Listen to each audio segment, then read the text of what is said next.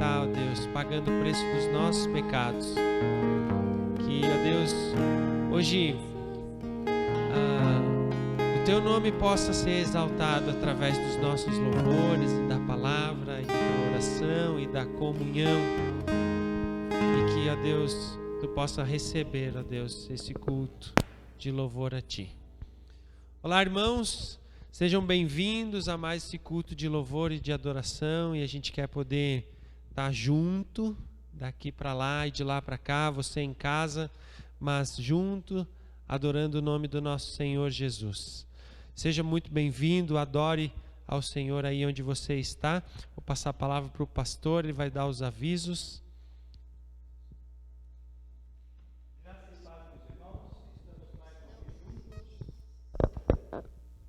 Sim. Graça e paz, meus irmãos. Estamos mais uma vez juntos, mesmo que seja à distância. Mas aqui estamos e queremos juntos louvar, adorar o nosso Deus e ter essa celebração como uma expressão daquilo que nós cremos, vivemos, exercitamos no dia a dia nos nossos relacionamentos. Que Deus seja engrandecido e glorificado nas nossas vidas. O culto à distância sempre é uma possibilidade que nós temos, mas não é o ideal, concordamos todos. Por isso, ansiamos o momento de podermos retornar à normalidade e poder realmente expressar a nossa fé como nós sempre fazíamos, né? Mas enquanto assim não for, nós estamos nos acostumando ou tentando nos acostumar a algo que seja mesmo provisório, né? Esperamos que não seja para sempre, né? Algumas comunicações. Como igreja nós temos então algumas atividades que desenvolvemos mesmo à distância. O ano passado e retrasado nós tínhamos um grupo de estudo da Palavra de Deus, um grupo de discipulado chamado Cada Homem um Guerreiro. Esse estudo tem abençoado cada homem que participou. E este ano nós queremos retomar o assunto, iniciando um novo grupo, ou talvez mais que um, estudando esse material tão importante da Rádio Transmundial. E o primeiro livro nos fala sobre o andar com Deus, como andar com Deus. O segundo livro tem a ver com relacionamento conjugal, marido e mulher, criação de filhos, e o terceiro sobre temas dos mais diversos que dizem respeito ao dia a dia dos desafios que como homens nós enfrentamos na nossa caminhada. Então eu gostaria de conclamar os homens a que se inscrevam, falem comigo sobre isso, digam, olha, eu gostaria de participar desse momento, Cada Homem um Guerreiro. Nós começamos o ano retrasado o estudo de forma presencial, depois na pandemia nós passamos a fazê-lo de forma online. Então, ainda não sabemos como. Será um grupo pequeno, grupo fechado, de 4, 5 ou 6 homens em cada grupo, mas nós gostaríamos de realmente dedicar um tempo a isso. É um tempo de compromisso. Quando você se inscreve, você se compromete a dizer, eu estou junto durante esse período e vou investir na minha vida, na minha caminhada com Deus. E os que participaram ano passado foram tremendamente abençoados, todos eles testemunharam inúmeras vezes como isso tem sido útil, né? Também, quando nós nos mudamos para esse novo espaço, novo templo, nós tivemos o cuidado de designar um espaço, uma sala, para poder atender as pessoas. E logo chegou a pandemia, que não foi possível nós incrementar tudo que nós havíamos planejado aqui, mas não queremos perder tempo. Então, eu gostaria de colocar-me à disposição e de ter atendimento, de ter um momento aqui na igreja, na sala que nós construímos para isso, como gabinete, como uma sala especial, mais reservada. E a partir então de agora nós queremos fazer isso. ou com hora marcada ou não, mas via de regra, de manhã, durante a semana, das 9 às 12 horas, estaria aqui na igreja atendendo os irmãos, as pessoas que precisarem de alguma ajuda, de uma orientação, momento de oração, momento de desabafo, momento de compartilhar, momento de estudo da palavra, enfim, algo pessoal. Então, a partir durante a semana, a partir de agora, então, entre em contato, marque a hora. Às vezes a gente não fica muito à vontade na casa dos outros, né? Mas aqui na igreja é um lugar público, então queremos fazer isso a partir de agora, né? E as nossas atividades, enquanto durarem as restrições da pandemia, nós estaremos então com as nossas atividades basicamente online, seja o culto de domingo à noite, seja o encontro de terça-feira para oração, para a comunhão e estudo da palavra, atividade dos jovens, dos adolescentes, dos juniores, também nossa reunião de oração sábado de manhã, pelo Zoom, né, das 7 às 7h30, nós estamos então funcionando como igreja dessa forma. Durante a semana que vem eu vou passar também orientações de um novo projeto que está surgindo na convenção, que é oração também, salas de oração, para nós nos reunirmos em grupos pequenos, seja da nossa igreja, junto com irmãos de outras igrejas, para podermos orar mais. Isso é fundamental que nós tenhamos claro que nós precisamos dedicar-nos mais à oração, né? Mas durante a semana estarei falando mais sobre esse projeto chamado Ligados à Videira, né? Nós temos um pequeno vídeo que nos vai falar sobre a convenção com foco em missões. Estamos em tempo de missões mundiais, onde nós somos desafiados a nos dedicarmos mais a missões, seja nos informando, seja orando, seja ofertando para que a obra de missões possa avançar.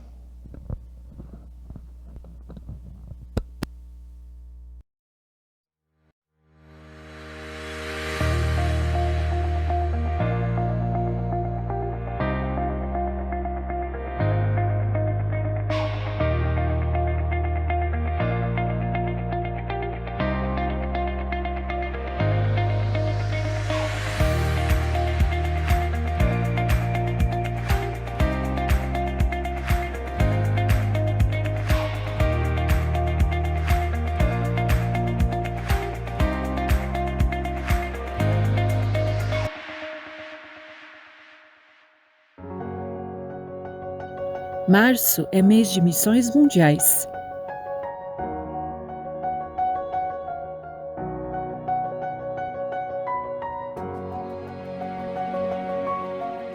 Olá, nós estamos aqui em Portugal fazendo parte de um projeto de plantação de igreja em Pinhal Novo, porque nós acreditamos no agir de Deus através da igreja local. Estamos a trabalhar na estruturação dos ministérios e também na formação de liderança. Um dos grandes desafios que nós encontramos é fazer com que a igreja se torne relevante na sociedade. E foi assim que nasceu, mesmo de forma pequena, o Ministério da Caixa do Amor, onde os irmãos podem entregar suas doações de alimentos para que depois seja distribuídos os mesmos para famílias que tanto precisam em Pinhal Novo. Mesmo distantes, nós sentimos o nosso coração perto do vosso, pois sabemos que nós temos o mesmo propósito e sabemos que juntos nós podemos fazer mais e melhor. Que Deus abençoe a todos.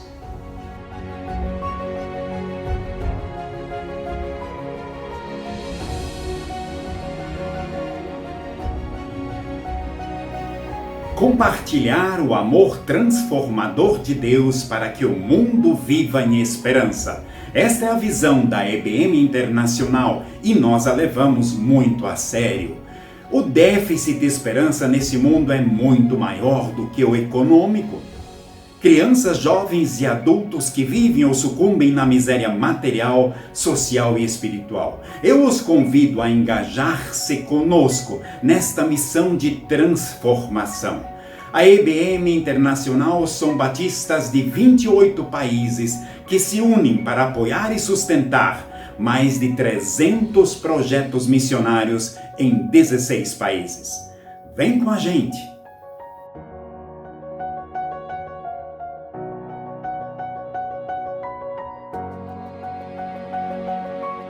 Viva o poder de transformar! Este é o tema da campanha de Missões Mundiais 2021. E em meio às dificuldades, perseguição religiosa, recessão econômica e alta do dólar, mas pela graça de Deus tivemos uma grande colheita no passado. Mais de 90 igrejas implantadas e 1.308 batismos realizados. Isso não seria possível se não fosse você, batista pioneiro. E nossa oração é que você ore, oferte e convide nossos missionários para estar em suas igrejas. Viva o poder de transformar!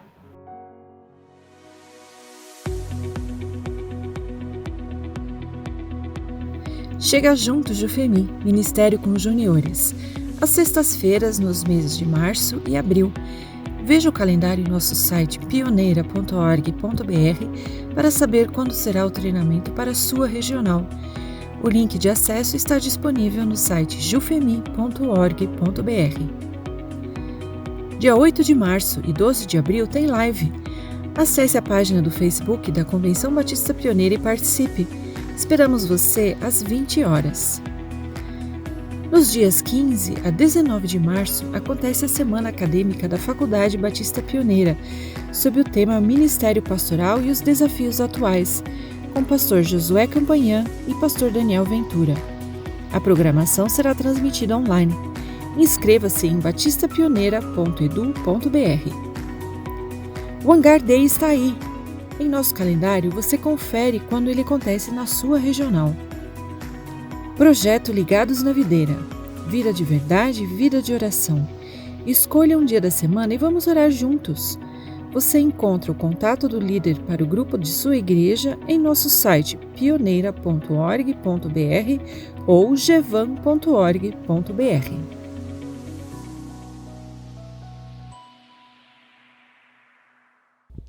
Então, irmãos, como a gente viu no vídeo, a gente tem várias maneiras de a gente poder estar trabalhando e atuando para a obra do Senhor, com missões mundiais, estaduais, regionais, missões locais, né? Onde a gente vive, basta a gente se engajar em uma obra missionária. Tá bom? A gente vai cantar a próxima música agora, e você quiser continuar adorando ao Senhor através dos seus dízimos e as suas ofertas, você pode estar fazendo isso nesse momento. O Neide vai colocar o link lá para nós, para você também poder estar daí da sua casa fazendo a sua oferta também, missionária ou dízimo, e vamos continuar adorando e nos entregando. Isso, entregando, né?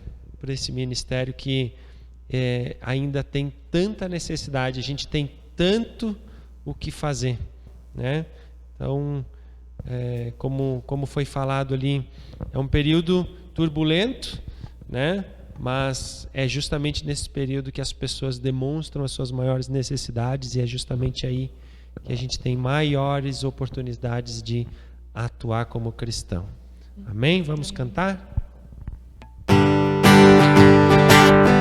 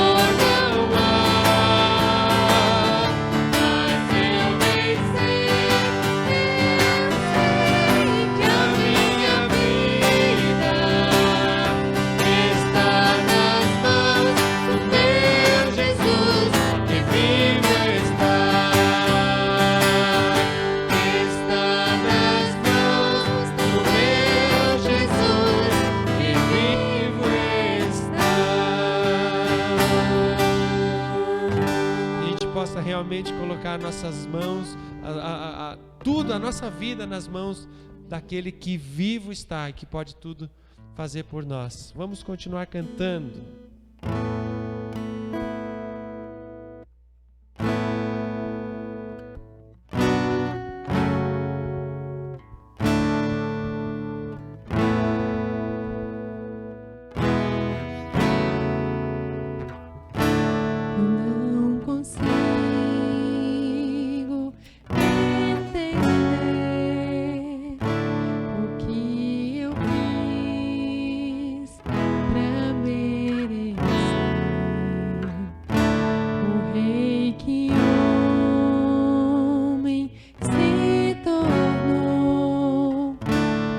Meus pecados suportou.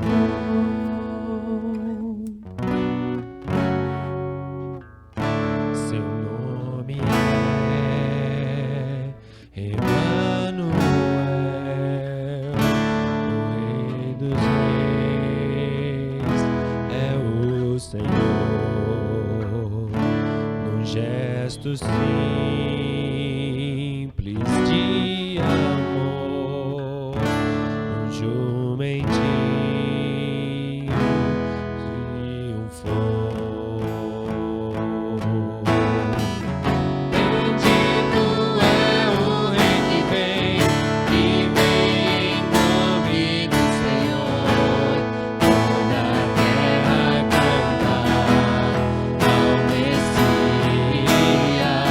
amado.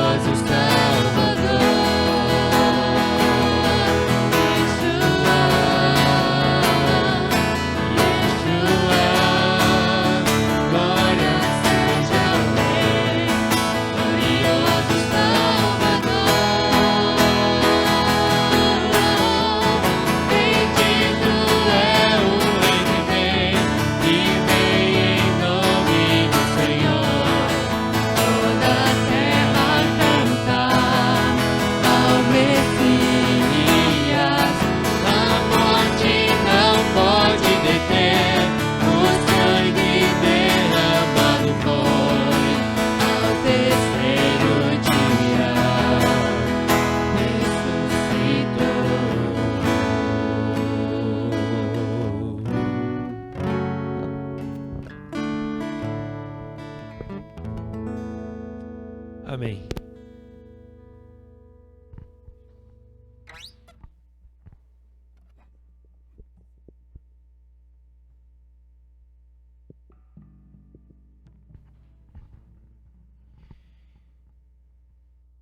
A música que nós cantamos agora fala sobre a Páscoa.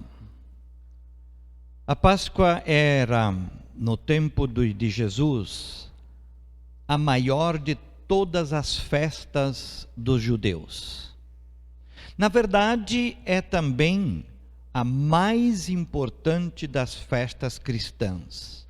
Mesmo que, atualmente, o Natal seja tido como foco central do cristianismo e celebra seu Natal com mais intensidade do que todas as demais festas cristãs, na verdade, a Páscoa é mais importante.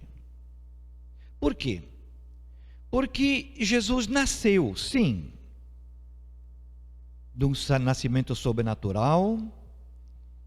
Maria, que deu à luz de forma natural, mas a fecundação foi sobrenatural por intermédio do Espírito Santo. Mas a obra da salvação se completou na cruz. Na cruz que Jesus pagou pelos nossos pecados e carregou sobre si o fardo que estava sobre os nossos ombros. A culpa que era nossa foi jogada sobre Jesus. E a ressurreição de Jesus, 3 dias depois da sua morte, foi a coroação. Foi quando Deus disse: sim, aceito o sacrifício que foi feito. Então a Páscoa é de fato, indiscutivelmente, o foco de toda a vinda de Jesus. Estamos no tempo da Páscoa. Tempos conhecidos como tempo da Quaresma. Em algumas igrejas mais lembrado do que em outras. No entanto, o período da preparação da Páscoa, infelizmente, no meio evangélico, muitas vezes passa despercebido. Muitas vezes nós nos damos conta de que é Páscoa só na semana da Páscoa. Isso é ruim. Porque nós perdemos tantas bênçãos, preparando o nosso coração, nosso espírito, para de um tempo maior nos concentrarmos naquilo que Jesus fez por nós. E o quanto nós devemos a Ele pelo presente da salvação. Por isso hoje, ainda faltam algumas semanas para a Páscoa, mas nós queremos hoje falar sobre esse assunto. A Páscoa se aproxima. E o cenário da Páscoa é montado. Foi montado lá atrás, no tempo de Jesus. A preparação, que preparação foi essa? Não foi muito bonita. O cenário que estava sendo montado não foi muito agradável. Mas estava sendo montado. E aconteceu, se cumpriu. Vamos ler do texto bíblico em Lucas capítulo 22, os versículos 1 a 6 primeiro, e depois os versículos 21 a 23. E nós vamos focar hoje a nossa palavra em 2 pontos, basicamente. A primeira, falando um pouco sobre essa preparação do cenário, e depois o que antecedeu antes da prisão de Jesus. E vamos focar um pouco a nossa reflexão em cima de um personagem não muito grato, né? Judas. Vamos falar um pouco sobre Judas hoje. Diz assim, Lucas capítulo 22, a partir do primeiro versículo: estava se aproximando a festa dos pães sem fermento, outra tradução diz pães asmos, chamada Páscoa. E os chefes dos sacerdotes, os mestres da lei, estavam procurando um meio de matar Jesus, mas tinham medo do povo. Então Satanás entrou em Judas, chamado Iscariotes, um dos 12. Judas dirigiu-se aos chefes dos sacerdotes e aos oficiais da guarda do templo e tratou com eles como lhes poderia entregar Jesus. A proposta muito os alegrou e lhe prometeram dinheiro. Ele consentiu e ficou esperando uma oportunidade para lhes entregar Jesus quando a multidão não estivesse presente. E agora, a partir do verso 21, mas eis que a mão daquele que vai me trair está com a minha sobre a mesa, disse Jesus. O Filho do Homem vai, como foi determinado, mas ai daquele que o trair. Eles começaram a perguntar entre si qual deles iria fazer aquilo. Até aqui, a palavra do Senhor.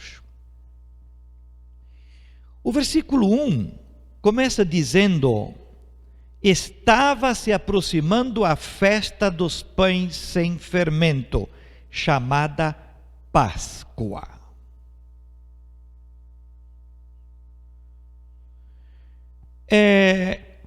Esta festa, na verdade, não era uma, eram duas: festa dos pães sem fermento e Páscoa. Estas duas festas eram uma seguida à outra. Primeiro a festa dos pães sem fermento, durante uma semana, que seria a preparação da Páscoa, e logo em seguida a Páscoa. Mas por ser junto e culminar com a Páscoa, ela basicamente tornou-se uma festa só.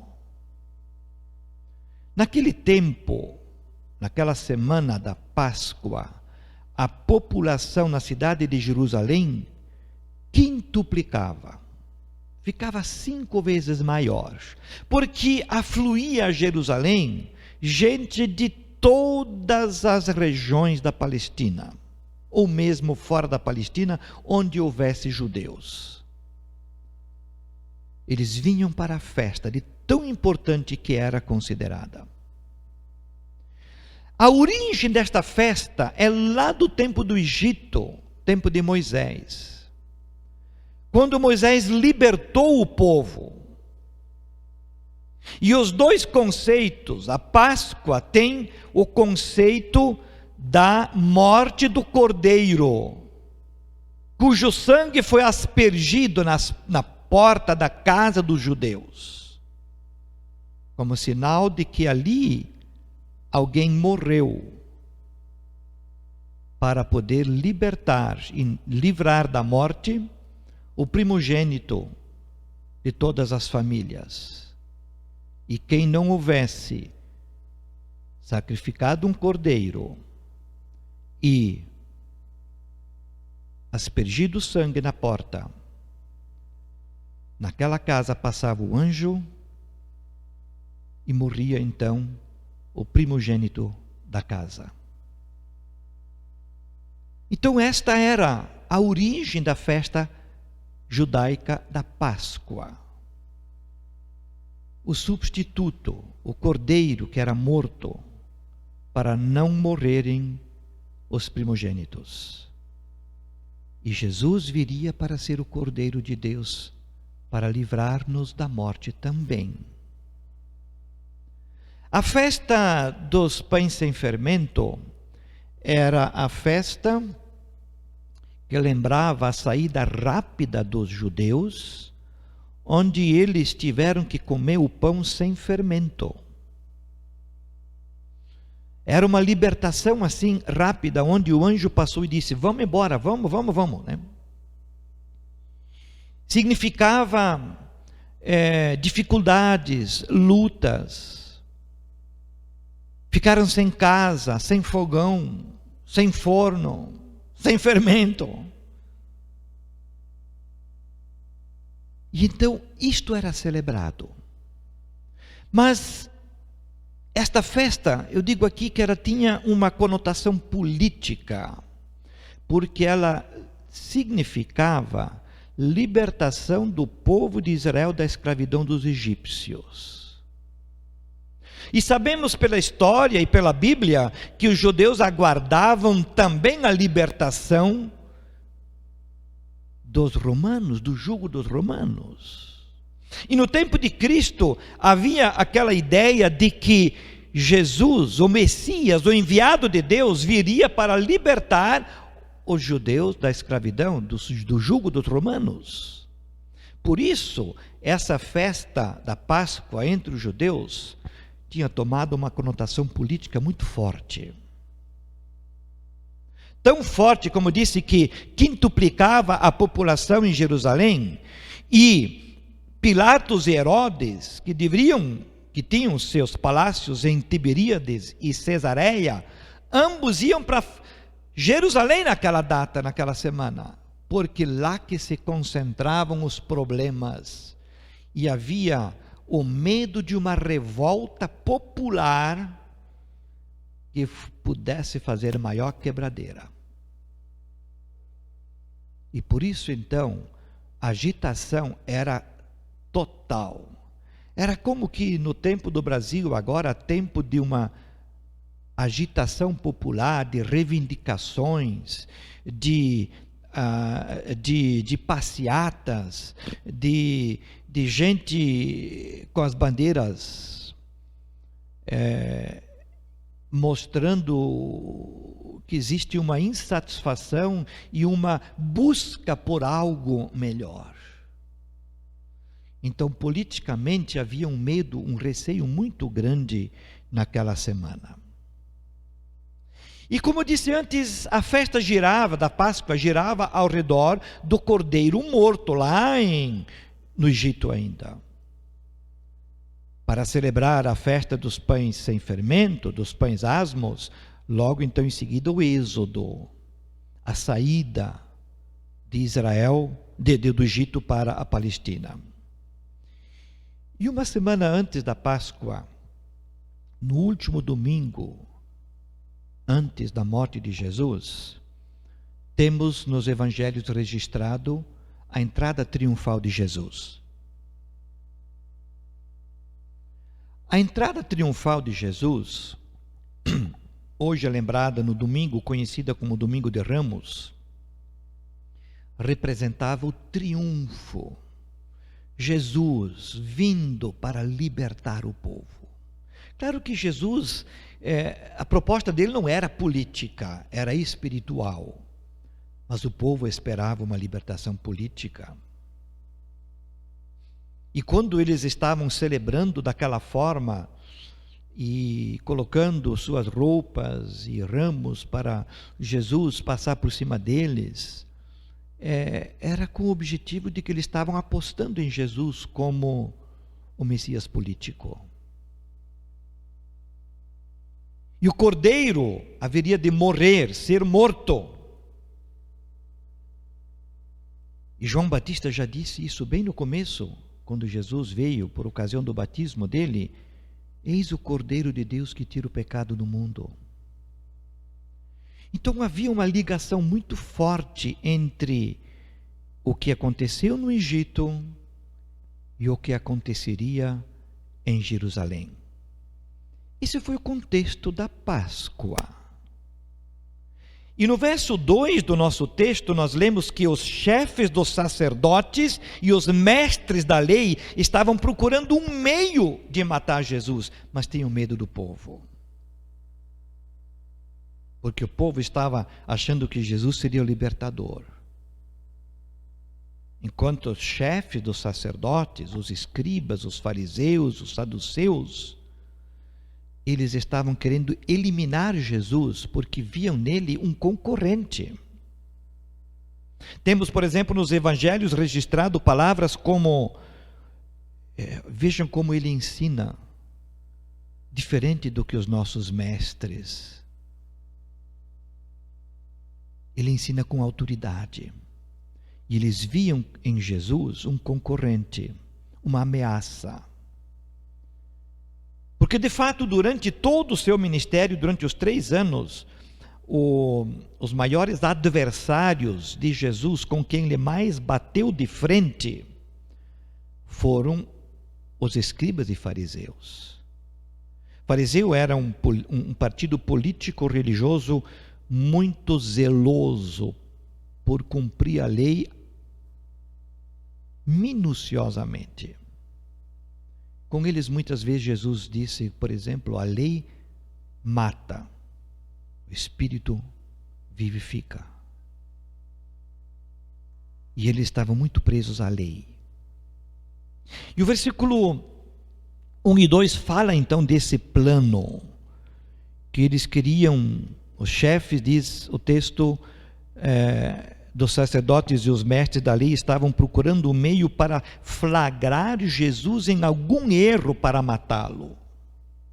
Mas diziam, não durante a festa, para que não haja tumulto entre o povo. Essa é a forma como Marcos registra o momento. Eles queriam flagrar Jesus em algum erro. Eles queriam pegar Jesus numa pegadinha, como muitas vezes faziam. E Jesus nunca se deixou pegar. Jesus sempre se saiu bem, Jesus sempre respondeu à altura.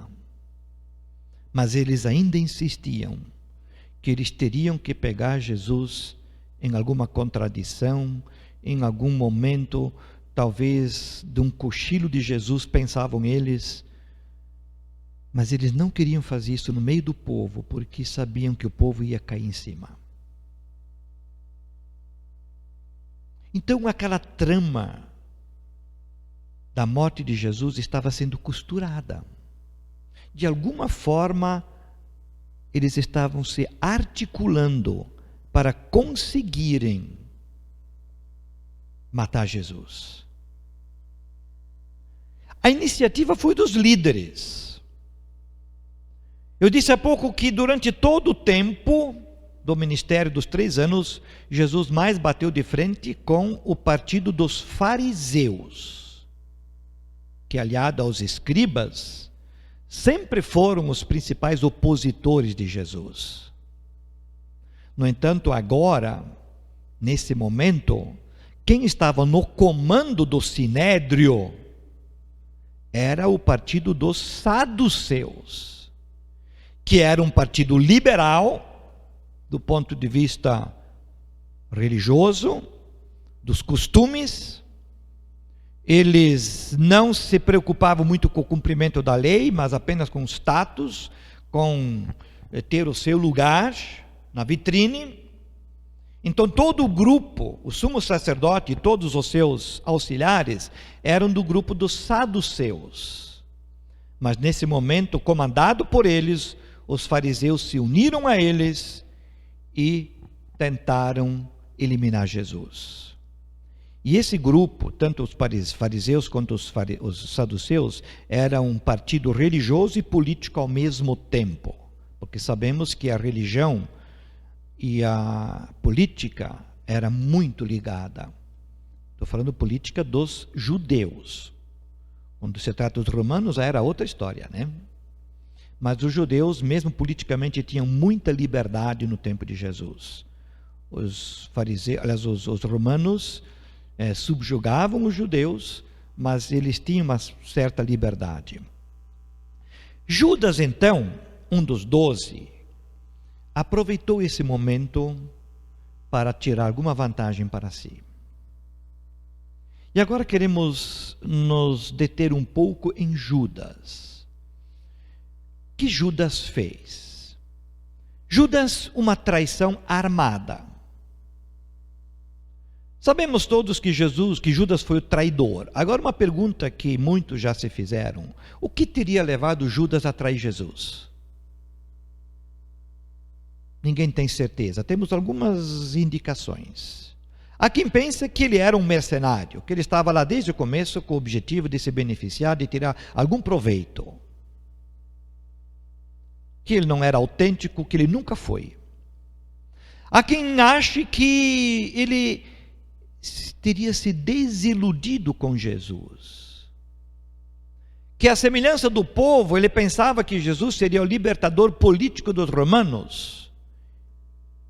E de repente ele percebeu que seu plano se frustrara, que ele jogou a toalha.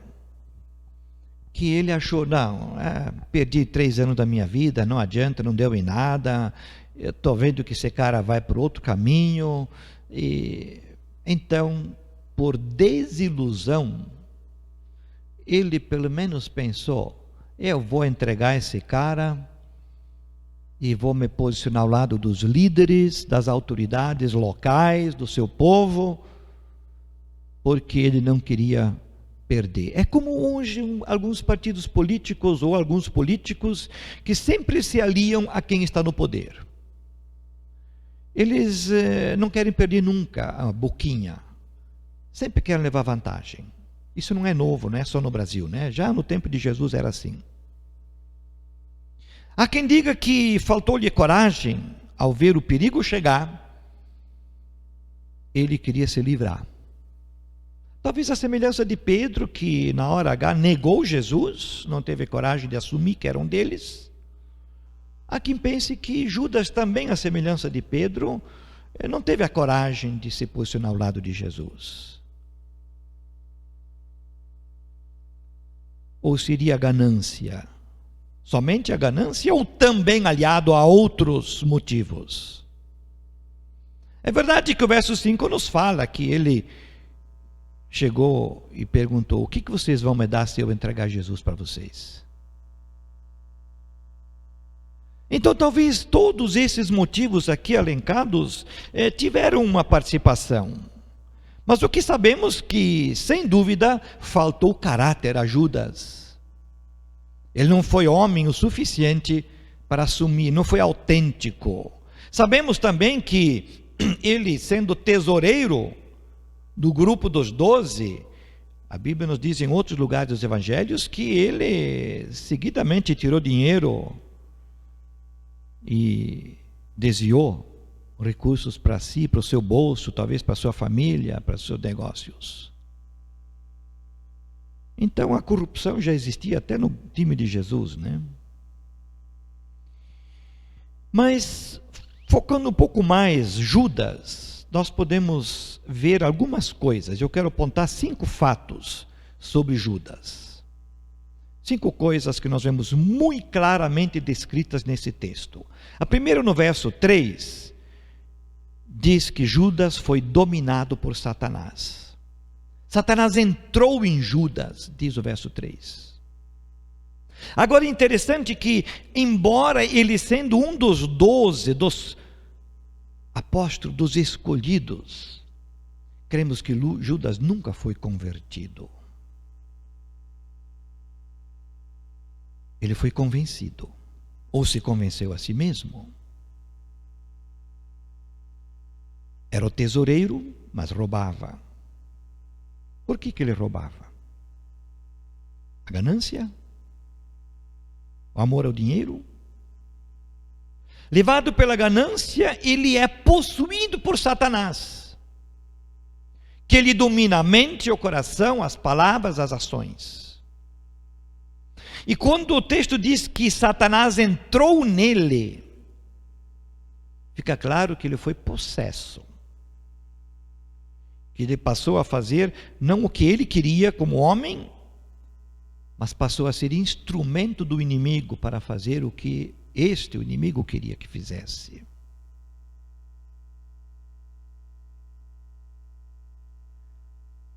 Judas abriu a porta da sua vida, do seu coração, e Satanás entrou. Vejamos a queda. Como Judas desceu? Ele era apóstolo, um dos 12 escolhidos. Dentre eles, ele era um ladrão. Passou a ser traidor, primeiro no seu coração, e depois efetivou isso em ações. E finalmente ele foi possesso pelo inimigo. Escada abaixo. Agora é interessante que normalmente nós achamos hoje em dia que quando alguém é possesso por Satanás ou por um demônio, ele muda a sua voz, seu olhar. Isso de fato geralmente acontece. Mas aqui não aconteceu. Diríamos hoje que Judas continuou na igreja frequentando os cultos. Estava até na ceia. Até tomou a ceia. Possesso. Judas é um alerta a todas as pessoas hoje de que estar na igreja não garante a salvação, frequentar cultos não garante a fidelidade ao Senhor. Não estou dizendo que não seja importante isso. Estou dizendo que não garante. Nós podemos até achar que aqueles que estão sempre na igreja, que nunca faltam, são mais fiéis do que outros que faltam mais. Mas aqui nós temos um exemplo de como é possível dissimular. Como é possível fazer de conta. Eu tenho dito que quem vive fazendo de conta, faz de conta que vive. Quem vive fazendo de conta que é o que não é, acaba se acostumando com a mentira, vivendo uma mentira, e um dia a máscara cai. Como caiu a de Judas. A segunda coisa que nós vemos de Judas é que ele foi um entreguista. Ele entregou Jesus. Judas era um dos 12, um dos íntimos de Jesus. Não era do grupo mais íntimo, que era os 3. Pedro, Tiago e João. Mas o outro grupo, o dos 12, lá estava Judas. Ele ouviu durante 3 anos os ensinos de Jesus. Ele viu os milagres de Jesus. Ele viu quantas vezes Jesus se livrou de forma sobrenatural, ou foi livrado pelo Pai, quando eles queriam pegar Jesus. Ele conhecia toda a história. Ele tinha uma grande oportunidade da vida de ficar na história, como Pedro ficou, como João ficou, tantos outros. Ele ficou também, né? Mas como? Como Judas é conhecido hoje? Ele perdeu a maior oportunidade da sua vida. Sabemos da trama dos líderes, já falei sobre isso antes, que eles tramaram um plano para pegar Jesus. Mas Judas se beneficiou. Judas talvez caiu na armadilha, viu nisso uma oportunidade de levar alguma vantagem e entregou Jesus. Entregou aquilo que havia de melhor. Aquele que chamou Judas de amigo. Aquele que só queria o bem de Judas. Aquele que deu uma chance para Judas. E ele o entregou. Botou fora a oportunidade. Simplesmente jogou no lixo a maior oportunidade que ele tinha na vida. Você já perdeu alguma oportunidade na vida? Você já jogou fora alguma oportunidade que Deus lhe deu na vida? E simplesmente perdeu, depois se arrependeu? Judas não se arrependeu, teve remorso, ao ponto de se suicidar. Pedro também havia negado Jesus, o negou depois. Mas ele sim se arrependeu profundamente e se reconciliou com Jesus. Judas não. Ele se perdeu. A terceira coisa que vemos de Judas é que ele foi avarento. Amor ao dinheiro, né? Judas não teve caráter. Foi tomado pelo amor ao dinheiro. simplesmente se deixou levar. Em Mateus 26:15 lemos que o que me darão se eu o entregar a vocês? Ele perguntou aos líderes, aos sacerdotes: o que vocês vão me dar se eu entregá-lo? A iniciativa de ganhar dinheiro foi de Judas. Ele não apenas aproveitou a oferta que lhe foi feita, ele viu a oportunidade, sim, mas se aproveitou dela pela avareza do seu coração. A outra oportunidade antes ele jogou fora, a maior oportunidade da sua vida. Agora tinha uma oportunidade tão pequena. E quando combinaram o valor de 30 moedas de prata, isso era um valor irrisório. Era um valor de um escravo ferido por um boi. Havia escravos que tinham seus valores, mas havia escravos feridos, muito comum por um boi. E esse valor, o valor desse escravo era menor. Ele valia 30 moedas de prata. Lembra daquele episódio quando Maria ungiu os pés de Jesus? E Judas criticou, diz que esse valor todo pode ser vendido, esse perfume, e dado aos pobres.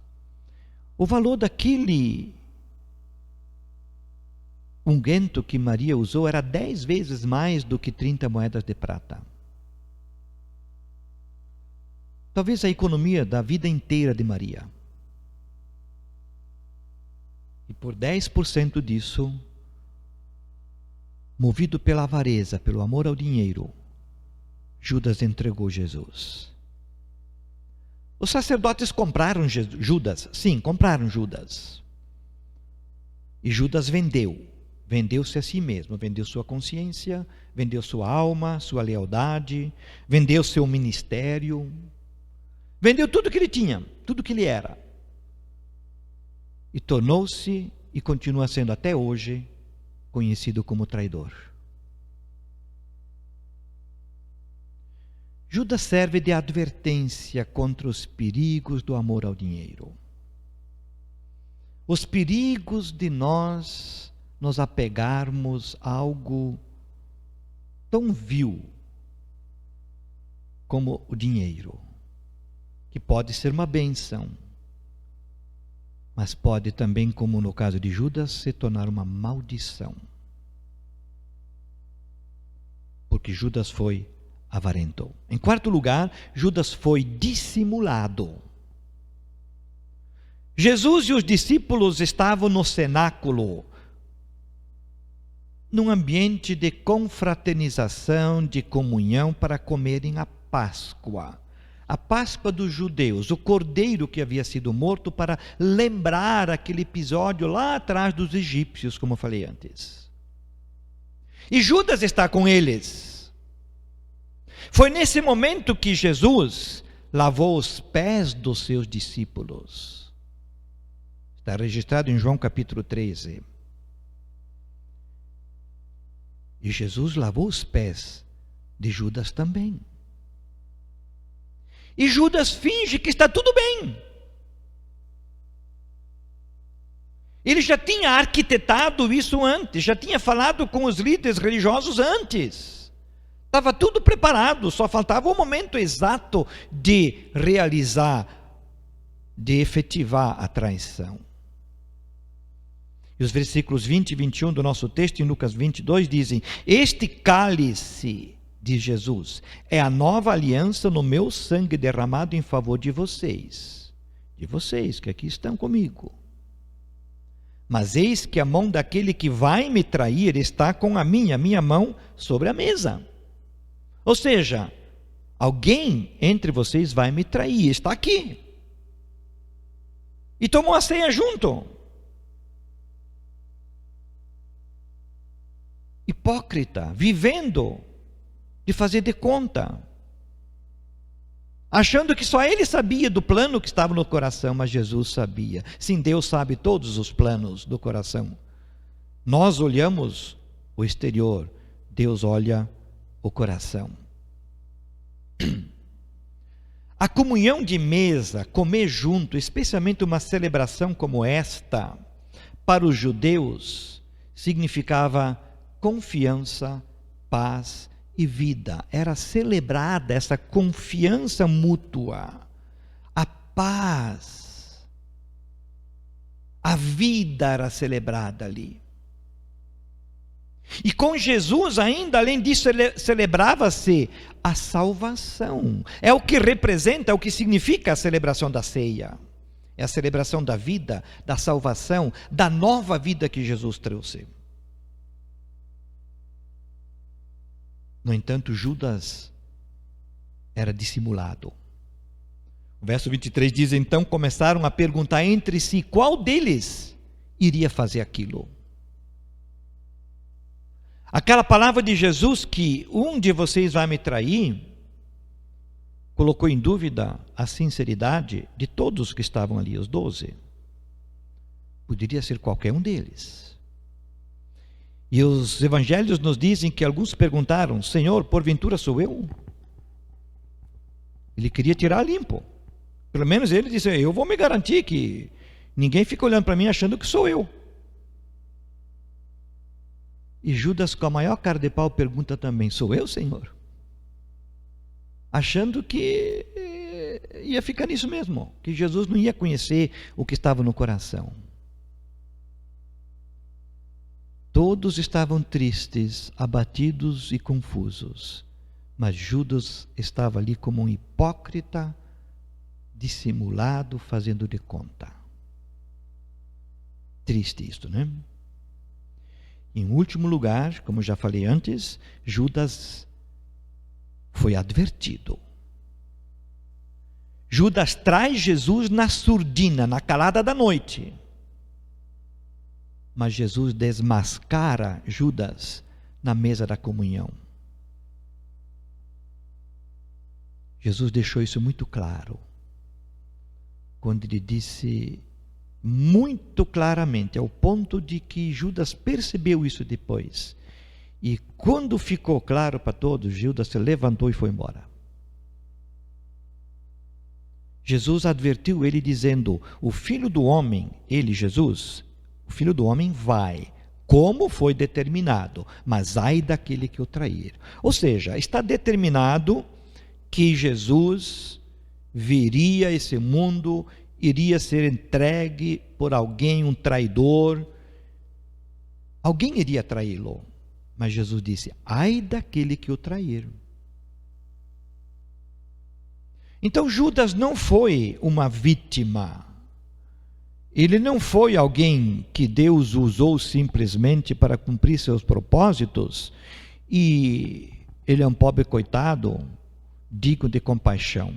Não, Judas, ele teve muita consciência do que fez. E fez porque queria fazer.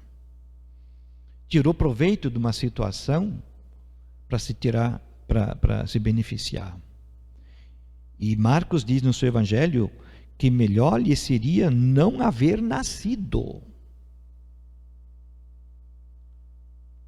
E ele estava ali. Judas o fez por livre e espontânea vontade, não foi um robô. A soberania de Deus não diminuiu a responsabilidade de Judas. Deus foi soberano, sim, mas Judas tinha todas as condições para dizer, eu não quero, eu não vou fazer isso, jamais, mas não teve caráter. Judas foi seduzido pelo amor ao dinheiro,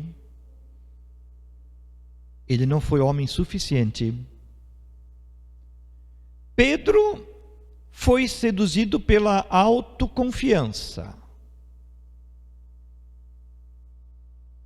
Ele disse há pouco tempo antes, não, comigo nunca vai acontecer. Pode acontecer com qualquer um de vós outros aqui, mas comigo jamais. E foi justamente com ele. Excesso de autoconfiança. Mas Judas foi seduzido pelo amor ao dinheiro. Cada um é responsável pelos seus atos, pelos seus pecados, pelos seus erros. E não tem como fugirmos e nem darmos a culpa nem para o diabo, ou para as circunstâncias, para os outros, ou para Deus. A culpa sempre é do pecador. Portanto, Judas foi advertido. Ele caiu, né? Concluindo, Judas foi dominado por Satanás. Estar na igreja não garante salvação. É muito bom estar na igreja, mas não é automático. Tem que haver sinceridade, autenticidade e não apenas aparência. Judas foi entreguista, ele entregou, ele jogou fora a oportunidade da vida que teve, traiu Jesus para se beneficiar, ganhando 30 moedas de prata que não valeram nada comparado com a oportunidade que ele tinha como um dos 12 escolhidos por Jesus. Judas foi avarento, mostrando-nos o tamanho do perigo do amor ao dinheiro. Por isso, Paulo já diz, o amor ao dinheiro é a raiz de todos os males. Né?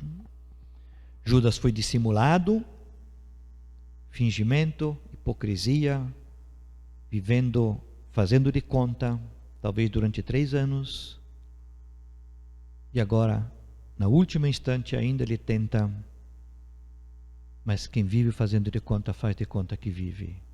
E Judas viu isso, e o fim dele foi a morte, e ficado na história como traidor. E finalmente ele foi advertido, mas não acordou. Ele foi advertido, e assim também hoje, todos nós somos advertidos de que cada um é responsável pelos seus atos. E não adianta nós queremos achar desculpa, porque Deus não aceita desculpas. Que possamos aprender com esse personagem tão ingrato, tão infeliz, mas que foi real, e a sua história está registrada na palavra de Deus como advertência para cada um de nós. E que nessa época de Páscoa, nas semanas que antecedem a Páscoa, como tempo da Quaresma, nós possamos preparar nosso coração, que possamos tirar tempos para orar mais, para lembrar mais do que Jesus sofreu por nós, que possamos tirar um tempo a mais para ler nos Evangelhos a história de Jesus e como ele passou por tudo isso, e que possamos tomar posição como cristão, filho de Deus, autêntico, de verdade, para podermos viver a vida cristã de forma autêntica, para a honra e glória do nosso Deus. Amém? Vamos orar. Pai de amor, eu quero te louvar e agradecer, porque nesse tempo de Páscoa, de preparação, tempo conhecido como da Quaresma, nós possamos realmente preparar nosso coração, não com rituais, não com nos privando de algum alimento, de algumas coisas, mas realmente reportando-nos espiritualmente ao Senhor e voltando-nos para Ti, para que realmente a mensagem da Páscoa possa penetrar profundamente em nosso coração, para podermos, neste ano de pandemia, realmente vivenciar a obra que Jesus realizou, indo até a cruz, que ela possa ser compreendida intensamente por nós, e que possamos experimentar isso no dia a dia da nossa vida, e que a nossa vida possa ser um reflexo de alguém que anda com Jesus de forma autêntica e não como Judas. Que possamos preparar-nos para celebrar a vida e não a morte, a salvação e não a perdição, a esperança e não o desespero, a desilusão.